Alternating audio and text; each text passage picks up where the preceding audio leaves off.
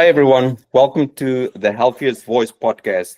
I'm Christopher Millen, your host and the founder of Healthiest Humans. Before we dive in, Healthiest Humans and the Healthiest Voice podcast series is independent of my professional role as a pharmacist at Metro Market. The views expressed are for informational and educational purposes only and should not be considered medical or professional advice. We recommend consulting a qualified healthcare professional before making any decisions based on the information provided. As you know, Healthiest Humans are on a mission to help design the best health system in the world, which is the human body when it functions in its optimal state of being. Simply put, our vision is to democratize human health, and our mission is to empower humans. Today, we're diving into the art and science of the power of saying no, setting boundaries for a healthier home environment. Our special guest is Zen Honeycutt. She is the founding executive director of Moms Across America, a powerful nonprofit coalition of unstoppable moms on a mission to transform the food system, protect the environment, and create healthy communities. Zen is also a passionate health advocate, an author, a global speaker, and media-recognized change maker, having been featured on ABC, CNN, Fox News, C-SPAN, and Dr. Oz shows, and many more. Her work has taken her across the globe to amplify the call for a safer food and cleaner future. Zen, your passion and your journey is truly inspiring, and we're absolutely thrilled to have her on your podcast today. Welcome. Maybe a good way to start our conversation is for you to share a little bit about you and your core mission behind Moms Across America. Thank you so much, Christo and Mark and everybody who's watching today. I really appreciate your time. A little bit about me. I'm a mom of 3 boys. They're now young men, actually, 22, 20, and 16. And I got started over 13 years ago, actually, when they were about 9, and 7 and 4, something like that. And they inspired the movement because they were sick. They had all kinds of allergies. One had life-threatening food allergies. They had asthma. One had autism symptoms. And they all had autoimmune issues. Some of them had as many as 20 different food allergies. And when I learned about GMOs and glyphosate and switched to organic, they got better. They're chronic disease issues that got better. Now, we still have some issues going on today because there's still issues in the food supply, right? It's not, everything is not perfect, but they definitely improved. And that's what we hear from the thousands of mothers across the nation that have contacted us. We reach millions of mothers, but thousands have contacted us and said when they got their children on organic food, 80 to 95 to 100% of their symptoms improved. So, this is because GMOs, glyphosate, and pesticides are in the food supply. And I've been studying these issues for, as I said, over 13 years now, and wrote a book about it. I've been a public speaker about it. And what we have found is that the toxins, the GMOs and the toxins in the food supply are negatively impacting our health in incredibly dramatic ways. And more than 40 different Western medical diseases are contributed to by glyphosate and these toxic chemicals. So I'm on a mission to let everybody know that you can get better if you switch to organic, if you clean up your diet, you address your gut health, and there will be miraculous changes in a very short period of time. So I can talk more about how we started and all that, but that's basically why. I love my kids. Yeah, that's wonderful. So because we live in such a GMO and pesticide and herbicide world, how does a simple act of saying no to certain things, around us and that we live into support the mission and help us as parents to reclaim a healthy living environment? Yeah, it's very important to be able to say no. It's uncomfortable. We don't like it. It's inconvenient. But if we are going to allow our bodies to heal and to recover and regenerate itself, then we have to say no to the offending things. And this is the biggest thing that any doctor you talk to that knows anything about detoxing, the number one thing to do is to avoid those things that are toxic in the first place. Don't let them in your body. Don't let them on your body. Don't let them around you. And so the biggest tool that we have in our toolbox is to say no to the things that are offending our guts, our gut health, our liver, our kidneys, our hearts, our brains, and to be able to do that. And I'm dealing with that, right now. We just got test results back that one of our sons is still indeed not supposed to be eating gluten. And, we have to say no to that. And one of my other sons, when he was younger, he was not supposed to be eating gluten either. They've been eating organic wheat and heirloom wheat, but we believe it's now time for our family to go completely, gluten-free. And it's very challenging to do that because eating gluten has been, delicious and fun and easy and convenient. But we suffer, I think, Americans in general, from the disease of ease. It's fast, cheap, tasty, affordable, right? I mean, affordable means cheap, but fast, cheap, tasty, salty, savory, all of those sweet, all of those things. That makes people just ease into that convenience of buying that fast food or that, easy sandwich with, bread or donut at church, right? It's that ease can make us very, very ill if we are not able to say no. So it's crucial. And I've recovered my sons, it's had to be over and over again because sometimes they go and they don't say no and they go and eat that food and then they get ill again. But when we have recovered them, it has been when we have said no 100%, not 80%, it has to be 100%. Because think about it, you can't put a campfire out if you're still putting a teaspoon of fuel on it. You have to stop putting the fuel on it altogether. And I use the campfire analogy because in your gut, when you have gut dysbiosis from glyphosate, from GMOs, from these toxic chemicals that have been proven to disrupt the gut microbiome, which is the stronghold of your immune system, you can't put that inflammation out, right? And stop the disruption of the gut microbiome if you're continuing to put glyphosate in there, and which disrupts your gut microbiome. You have to stop it altogether. And when you do, your body has the opportunity to regenerate. Did you know that? Our bodies are regenerative. Oh, absolutely. There's this movement of regenerative soil, to regenerate the soil and all that. And we, in fact, are regenerative. Our bodies can regenerate within 20 to 30 days. We have new blood, we have new skin, our gut microbiome, within a couple of days, it sorts itself out. So we just need to give our bodies the ability to heal. It's like creating space in a room, right? And then allowing the water to flow. It's like giving somebody space to, when you're in a relationship, you're not supposed to chase, right? Just give them the space and then you attract like that. You just have to allow space for your body to heal and you will heal. So saying no is incredibly powerful and important. Yeah. So I have a question for you. In your research and, as you are on this journey, do you know how many pesticides and herbicides we actually have in our system right now compared to, say, 100 years ago? Do you have data on that? Well, I do know, I just learned from a man at Center for Biological Diversity that there's 882 pesticides that are allowed in our food supply right now.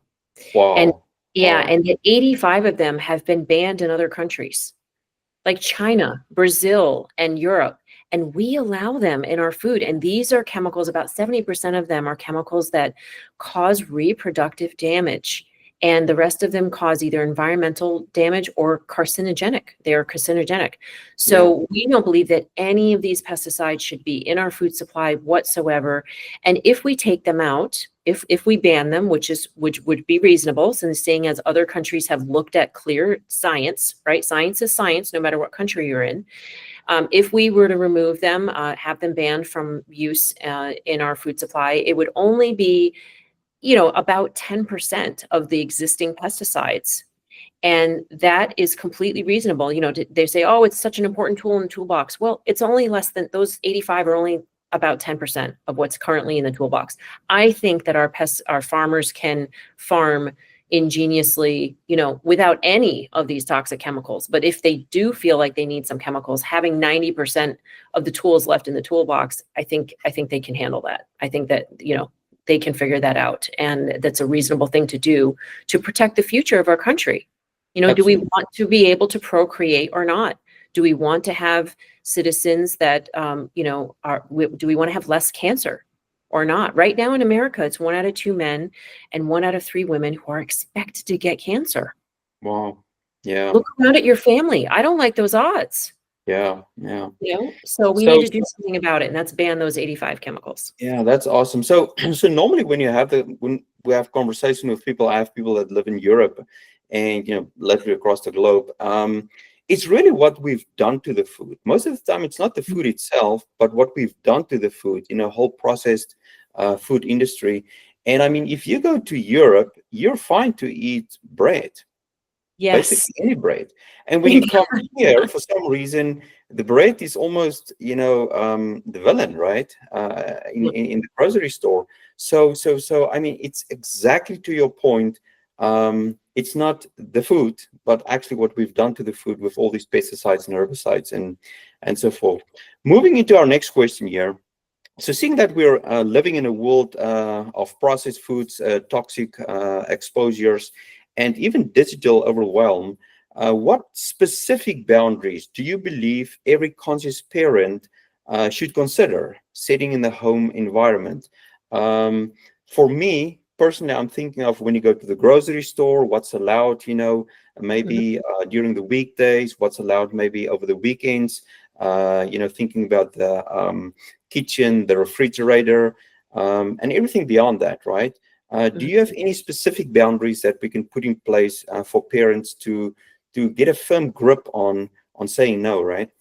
Yes, absolutely. And some of them um, have been easy for me for a very long time. Like I do not bring any soda into the household. I don't bring any food dyes into the household, and that's easy to do when you buy organic. Organic food does not allow synthetic food dyes, right? The petroleum-based food dyes. So that has been a thing in my family for a very long time.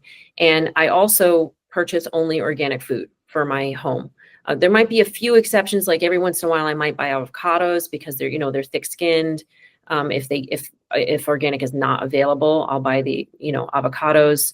But everything else in my household we buy organic, and we make that a priority in our budget. We go without for other things, like we don't buy the newest fanciest phones just because they're out there. We don't technically do we hardly ever do any type of like hotel vacations. We usually go camping.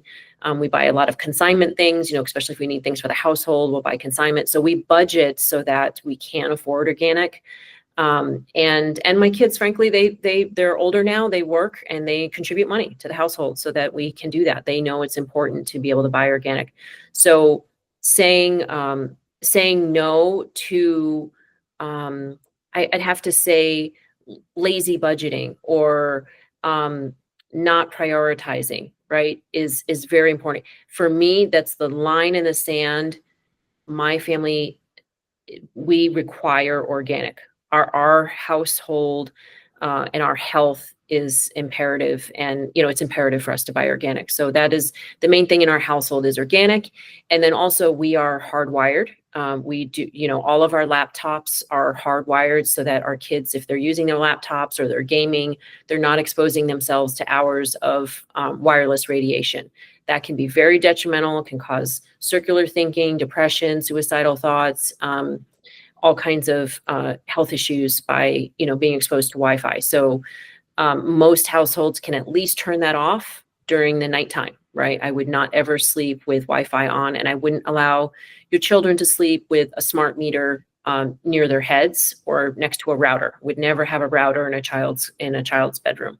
No baby monitors either. They emit EMFs.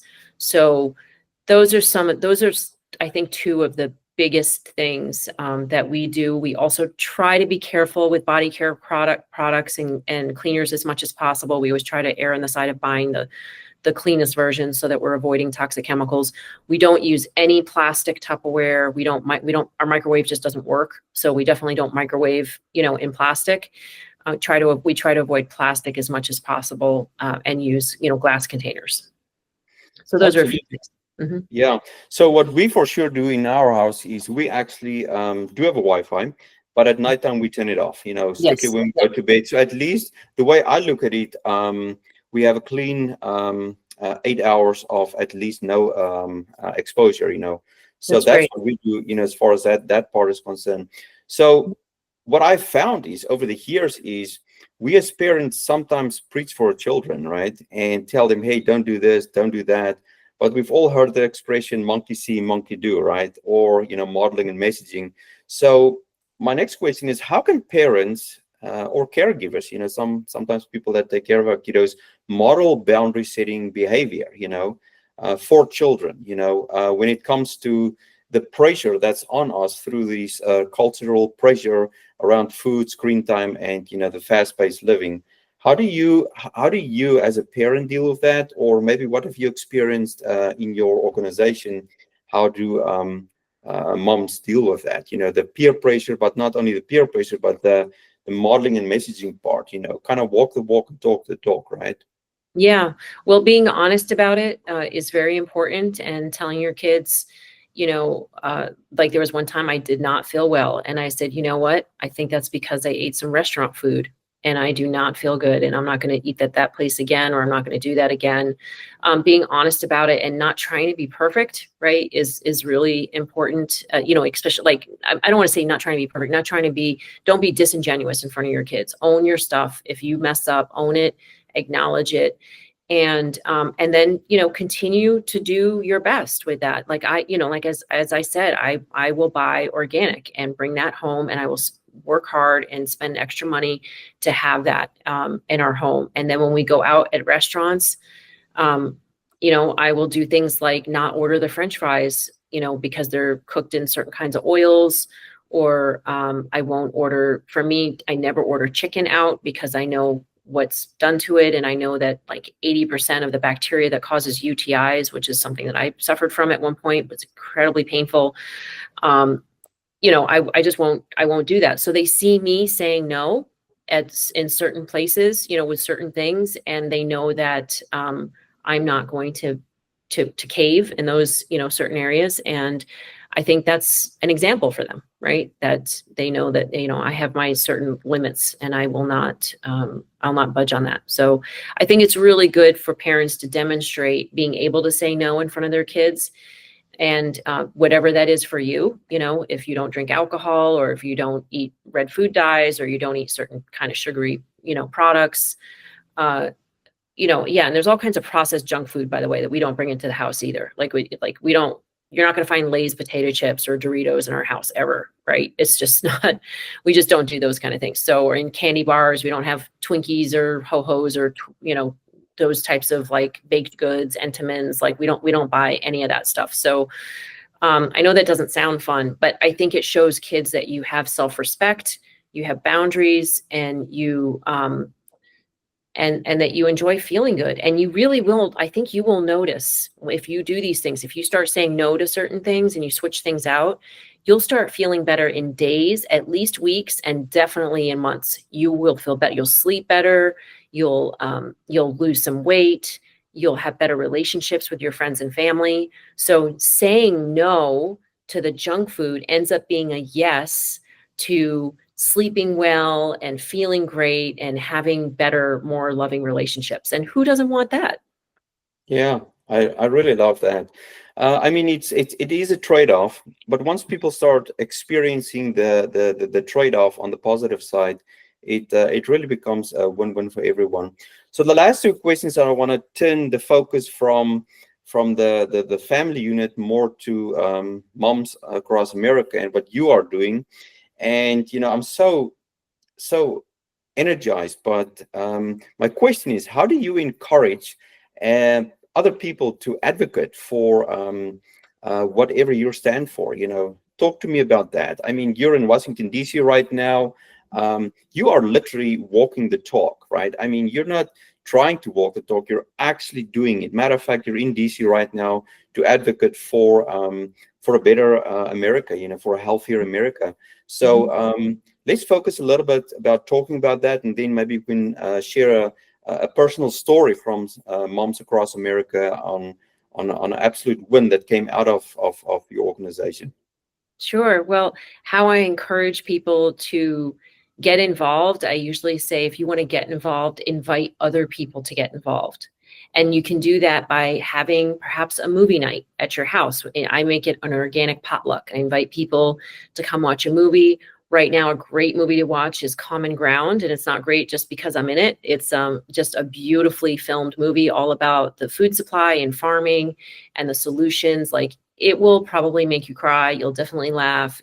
You'll be intrigued. You'll learn something new. So it's not available on Amazon, but you can have a movie night and watch it together with your friends and have an organic movie night. That's a great way to get involved.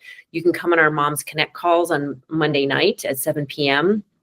and meet other moms, usually about 100 or more moms from across the country, who are all very interested in doing things like getting well, actually on Tuesday at 2 this coming week, we have a school, and every month we have a Safe School Meals Coalition for people who want to get organic food into schools.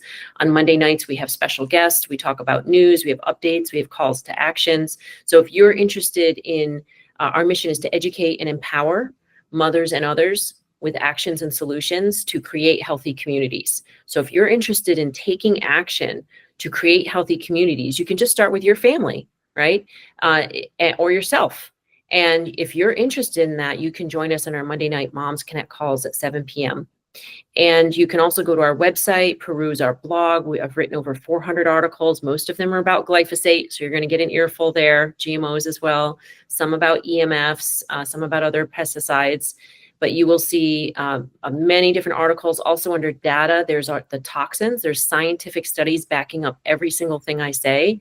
You'll learn about GMOs. You'll learn about how glyphosate is an endocrine disruptor, a chelator, an antibiotic, it disrupts the gut microbiome, disrupts your immune system and your serotonin levels, your melatonin, your sleep, your ability to be satiating, meaning you might be more addicted to things, right? It causes liver disease, kidney disease, thyroid disorders, and it's endocrine disruptor, birth defects, miscarriages, reproductive issues, sperm damage. It androgenizes baby girls.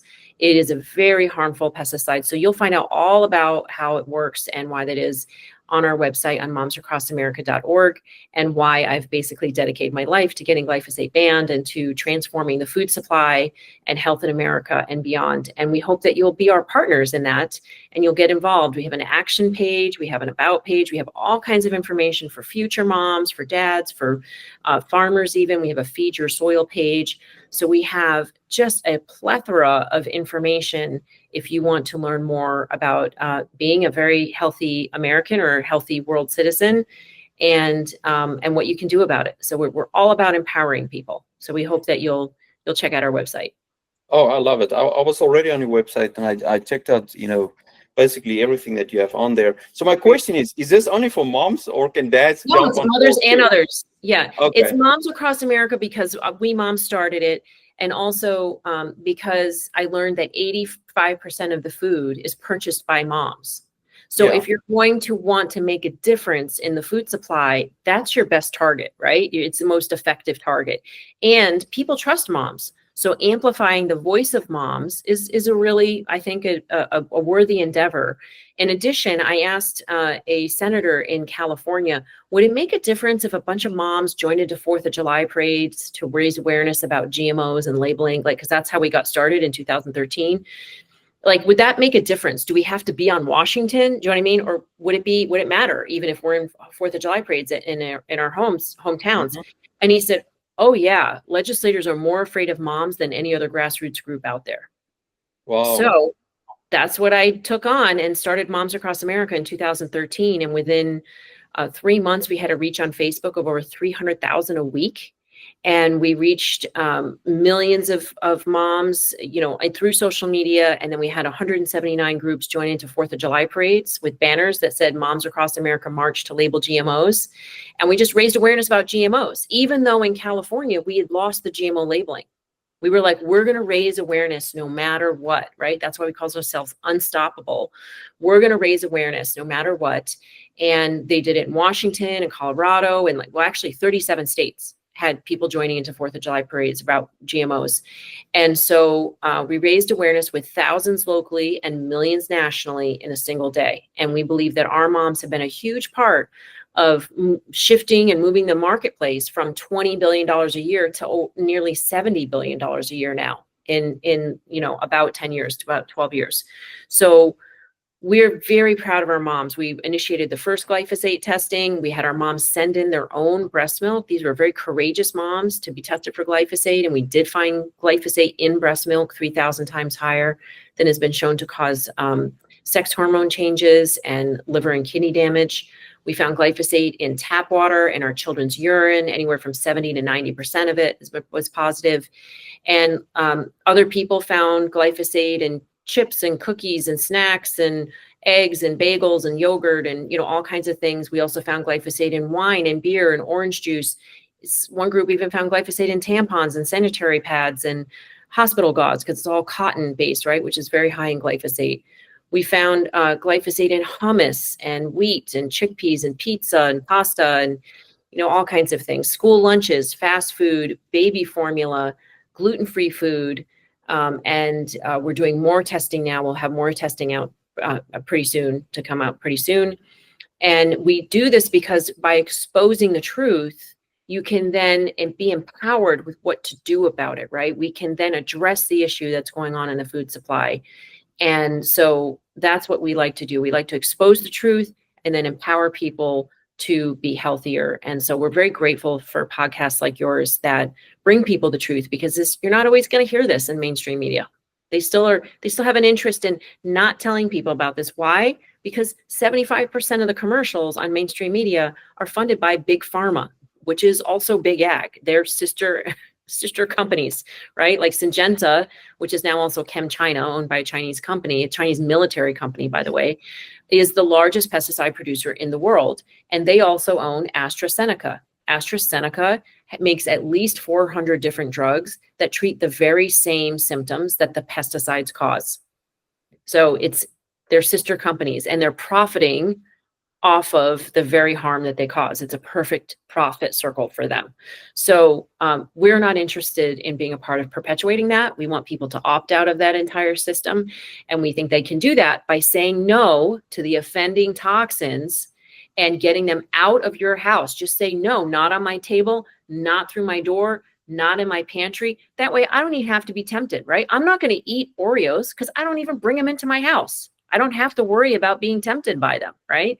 I love these memes that they have out right now with Kennedy's face, in the front of the refrigerator, or they show it like just before they go to eat ice cream, or it's funny.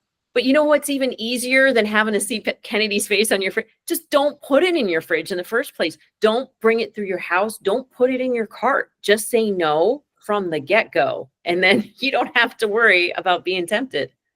It's done. Yeah, that's super awesome. And if you actually start going down this rabbit hole, you start realizing how destructive the forces at B are actually. And I had a conversation with Carter Williams and Ellen Brown the other day on a call, and basically everybody that I asked this question do not have an answer for me. So I asked them the simple question: if you live in the United States, what is our national health objective? And you would think there is a national health objective, for a country that's the richest country in the world, with pretty much all the resources, regardless of how you want to look at that. How is it possible that we do not have a national health objective? Well, and no, nobody can answer that. No, we do now. We have the Maha Commission that he gave to Kennedy.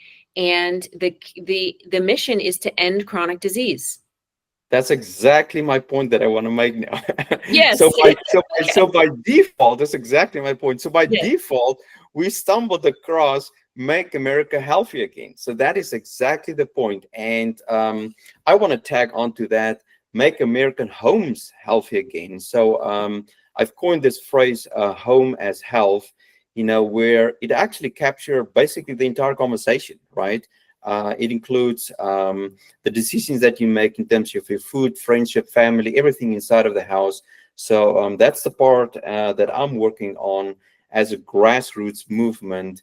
And I truly hope that, you and I can actually chart this hill going forward, because I honestly believe, Zen, that what you are doing and the people that surround us in this Make America Healthy Again, it's probably one of the most important exercises that we're actually undertaking right now, probably in the last 150 years in the United States.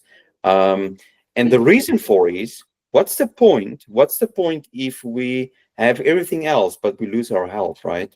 Yeah, And if we no, look it at, and is the most important thing. We cannot do our jobs, go to church, go to school, drive our cars, ride our horses, whatever it is that we love to do. We cannot do that if we're not healthy. If we can't get out of bed, if we can't function, we don't have, as Kennedy says, a healthy person has 1,000 dreams. A sick person only has one, which is to get Amen. better. Yeah. Amen. So what Moms Across America has been asked to do by our moms. This one mom, I want to share this story real quick. This one mom shared with me, she was single mom, Santa Ana, low income, Hispanic, a lot of language barriers, that she was facing. So she had another mom call me to translate the story. And she said, I want you to know that when my son was 8 years old, he had mental health issues. And he actually, was being ignored by his teachers. And then one day his teachers called us and said, your son just threatened to blow up the school with a bomb. You need to come pick him up. And she said, well, I told you he has health issues. And they said, okay, we'll send him to a psychiatrist. So she sent him to a psychiatrist, and the psychiatrist assessed him, said, here's an SSRI. She's like, a drug, right? Serotonin drug. And she's like, isn't there anything else? And he said, well, have you thought about the food you're feeding him? And she said, what do you mean? He said, what are you feeding him? She said, tacos, quesadillas, pizza, hot dogs, right? Like whatever I can get into him. And he said, have you thought of the pesticides, the GMOs, the synthetic foods dyes, the artificial, ingredients, all the chemicals? And she said, no. And he's like, well, you could either give him this drug, or you can feed him organic. She fed him organic. And within 2 weeks, the principal, and because organic rice and beans is not that much more expensive, right, than regular foods, and very nutritious. And so she fed him organic food. And within 2 weeks, the principal called her and said, we don't know what you're doing, but keep doing it. This is a completely new human being. And so she called me. When she called me that day, she said, I'm calling you because yesterday was the school shooting in Florida. Do you remember that school shooting in Florida? Yeah. Yeah. And she said, I wanted you to know that I know my son, who is now 17, would have been one of those kids that would have gone out and bought a gun and shot up his school. But he's not doing that because he's eating organic, and he's healthy, and he's happy. He's responsible. He's even working in community gardens. And I said, you know what you did? You gave your son a new future. Amen. That is not the future he was going to have. And you gave your whole community a new future, because they're not mourning the tragic loss of dozens of their children, right? You might even have given the whole country a new future, because who knows if those children will run for president, or invent a service, or even have just beautiful relationships that will change the world. Right?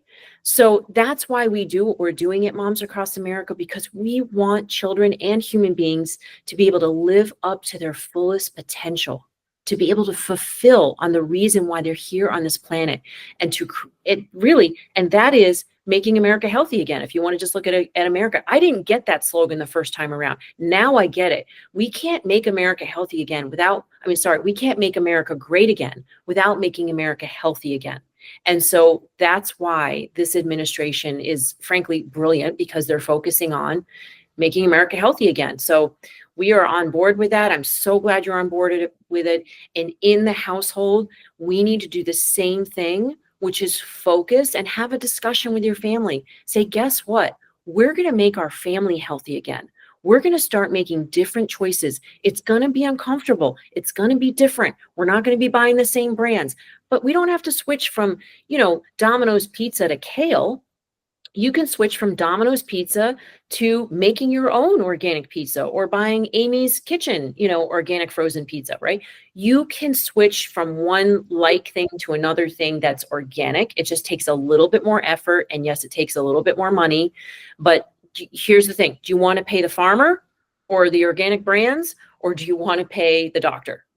That's your options. I prefer to pay the former, right? Organic farmer, or organic food brand rather than pay the doctors. And you will see we have saved at least $100,000 on each son, right? Definitely on one son, because he hasn't been to a doctor. He went to the doctor once in the past 10 years, and it was just recently mostly for a checkup. So we are, we say we can't afford to not eat organic. So saying a no to the junk food and the non-organic food is a gigantic yes for health. So we hope you'll try it too. Just try it for 2 weeks. I challenge you, try it for 2 weeks, 100% organic, and see the changes that it'll make in your life. Yeah, wow, this is powerful stuff. Thank you so much, Zen. So with this, I just want to thank you so much for joining us today. I'm not sure if you have any final comments, but yeah, I'm grateful for your time. I'm super grateful for your expertise, and we know that our listeners will walk away feeling inspired and informed coming away from this podcast. So thank you so much. Good luck. Check out my book. Check out my book, Unstoppable. It's on Amazon. Website is momsacrossamerica.org. And then if you want to see a movie that I made, it's called Communities Rising. It's on YouTube for free. It's 45 minutes. It's a great thing to use for your organic potluck at your home and invite friends over. So, and please do connect with us on Moms Connect Call on Monday nights at 7. So thank you for having me, Christo. Perfect. I will do all of that and we'll tag it on the podcast for us. Okay. Thank you so much. Great. God bless for tomorrow. Okay. Have a great evening. Take care. Thank you. Bye-bye.